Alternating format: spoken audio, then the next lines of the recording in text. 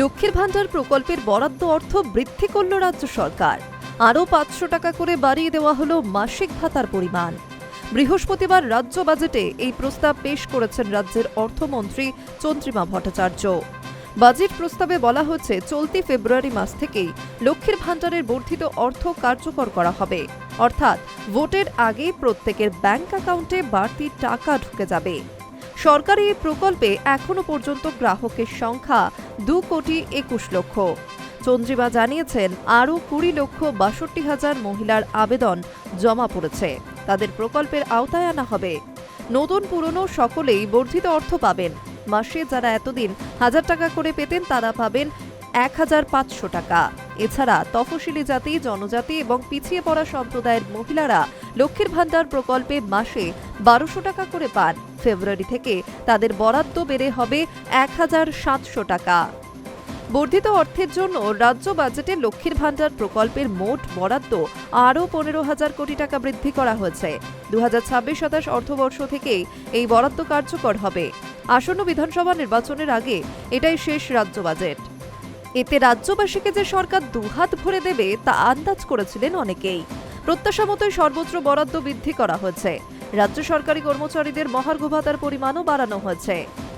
এছাড়া আশাকর্মীদের ভাতা 1000 টাকা বৃদ্ধি করা হয়েছে। অঙ্গনওয়াড়ি কর্মী ও অঙ্গনওয়াড়ি সহায়কদের ভাতা 1000 টাকা করে বাড়ানো হয়েছে।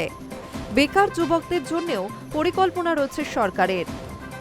মহিলাদের মাসিক 500 টাকা আর্থিক সহায়তা করার লক্ষ্য নিয়ে লক্ষ্মীর ভান্ডার প্রকল্প চালু করেছিলেন মুখ্যমন্ত্রী মমতা বন্দ্যোপাধ্যায়। সময়ের সঙ্গে সঙ্গে বরাদ্দ বেড়েছে। 500 থেকে বেড়ে ভাতা হয়েছে 1000 টাকা। এবার তা আরও 500 টাকা বাড়িয়ে দেওয়া হলো।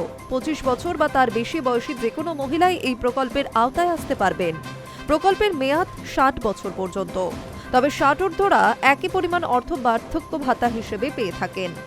এছাড়াও অন্তর্বর্তী বাজেটে আশাকর্মী, সিভিক ভলেন্টিয়ার এবং পার্শ্ব শিক্ষক, অঙ্গনওয়াড়ি কর্মীদের জন্য বড় ঘোষণা করা হয়েছে।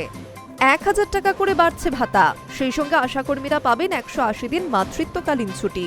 কর্মরত অবস্থায় মৃত্যু হলে পরিবারকে এককালীন 5 লক্ষ টাকা আর্থিক সাহায্য করবে সরকার।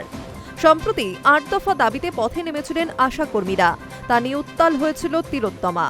অন্তর্বর্তী বাজেটে সেই আশাকর্মীদের জন্য এক গুচ্ছ উপহার রাজ্যের। আশাকর্মীদের মাসিক ভাতা বাড়ছে 1000 টাকা করে। ফলে তাদের মাসিক ভাতা বেড়ে হল 6000 টাকা। সেই সঙ্গে তারা মাতৃত্বকালীন ছুটি পাচ্ছেন। কর্মরত অবস্থায় মৃত্যু হলে পরিবারও এককালীন আর্থিক সাহায্য পাচ্ছেন। সিভিক ভলেন্টিয়ার, পার্শ্ব শিক্ষকদের জন্য বড় ঘোষণা করা হয়েছে বাজেটে। তাদেরও ভাতা বাড়ানো হচ্ছে 1000 টাকা। সিভিক ভলেন্টিয়ারদের জন্য বরাদ্দ করা হচ্ছে 150 কোটি টাকা। এখানেই শেষ নয়, ভোটের আগে রাজ্যের অঙ্গনওয়াড়ি কর্মী, অঙ্গনওয়াড়ি সহায়কদের ভাতাও 1000 টাকা বাড়ানোর কথা ঘোষণা করা হচ্ছে অন্তর্বর্তী বাজেটে। অঙ্গনওয়াড়ি কর্মী এবং সহায়কদের মৃত্যু হলে পরিবারকে 5 লক্ষ টাকা আর্থিক সাহায্যের কথাও ঘোষণা করা হলো।